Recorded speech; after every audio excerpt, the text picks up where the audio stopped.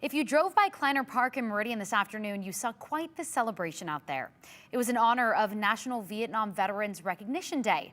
Our Shira Matsuzawa was out there and she talked to people who served about what this day means to them. Shira? Morgan, today's event stems from the Vietnam War Veterans Recognition Act of 2017, which designated March 29th of each year as National Vietnam Veterans Recognition Day. And it honors all veterans who served during the Vietnam War era between November 1st of 1955 and May 15th in 1975. It's been 54 years since Paul Sherman served in Vietnam.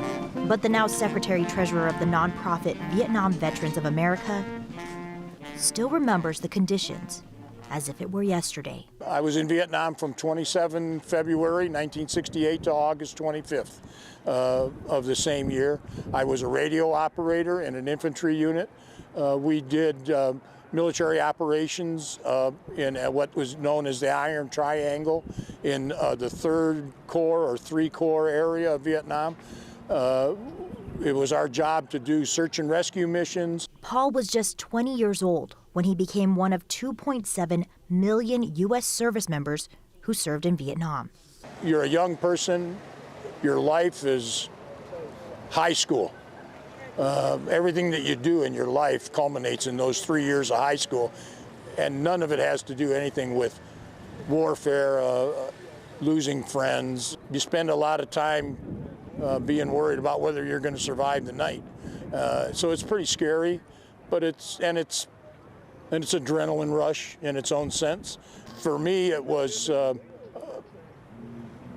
very difficult situation because I had friends that were dying every day.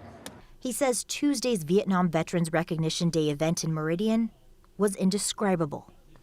You have 1/10 of a population that spends time in the military.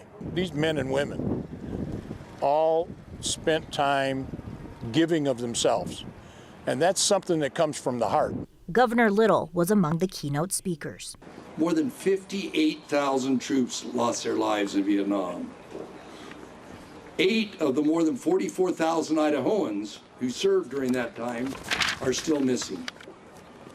We want our veterans to know that while we cannot fully know or understand your experiences in the daily battles you continue to face, we value you. Judith Blake Amy also served in the Navy Nurse Corps and also gave a keynote speech. Well, I think, a lot of us veterans never were able to talk about our experiences. Nobody wanted to hear it. In fact, it was considered the quickest way to end a conversation was to admit that you were ever there.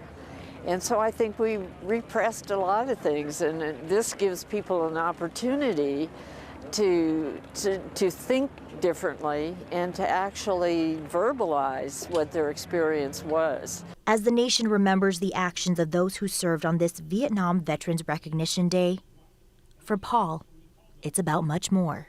60 years ago, we were strangers, and now we're all brothers and sisters.